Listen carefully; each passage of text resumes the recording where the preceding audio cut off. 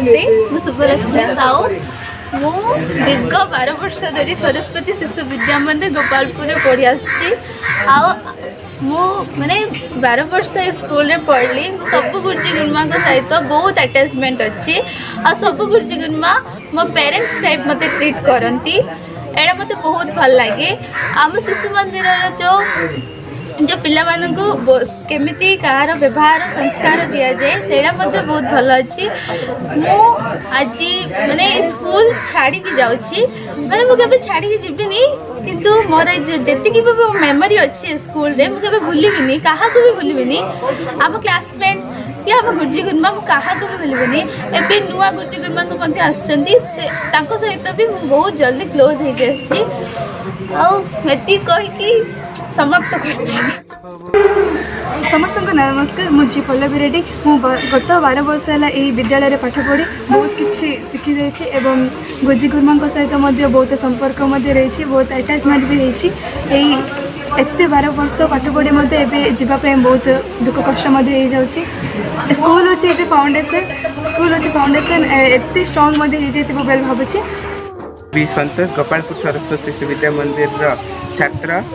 बनरे फुटेबा भली फुल भली निज माँ पलि नहीं आम विद्यालय शांति सुख और दुख एवं समस्त को दूरे रखी एवं सबू साहाय्य असुविधा आमको भागीरथी एवं आमको प्रत्येक काम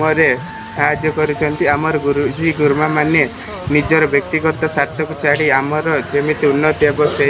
उपरे प्रतिष्ठित होती एवं आम विद्यालयर एते बेस्ट लाइफ कौन सी विद्यालय नथिबे मु भावुची बोधे आम विद्यालय कौन सी विद्यालय नुहे से हूँ जड़े मनुष्य सदृश्य से निजको निजर संतान भली समस्त को पालन करछि। विद्यालयर आर्थिक स्थिति एवं आर्थिक स्थिति कोलाई नहीं एवं से संतानर उन्नति प्रतिष्ठित अच्छी से आज मु विद्यालय गर्वित एपर विद्यालय मु बोधे कौन सी पाखे देखिपानी से विद्यालय गत 9 वर्ष दीर्घ 9 वर्ष धरी मु पाठ पढ़ी school life is a very best life विद्यालय मु 9 वर्ष पढ़ी अधिक सुख अनुभव करुच्ची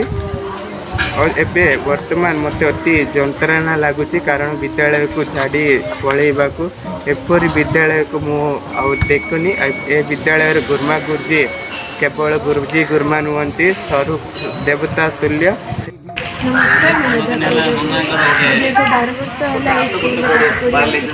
एवं स्कूल मत बहुत शिक्षा मिली एवं स्कूल मत समस्त सुविधा प्रदान कर स्कूल गुरुजी गुरुमा सहित बहुत स्नेह सहित रही गुरुजी गुरुमा मैंने बहुत स्नेहर सहित देखी स्कूल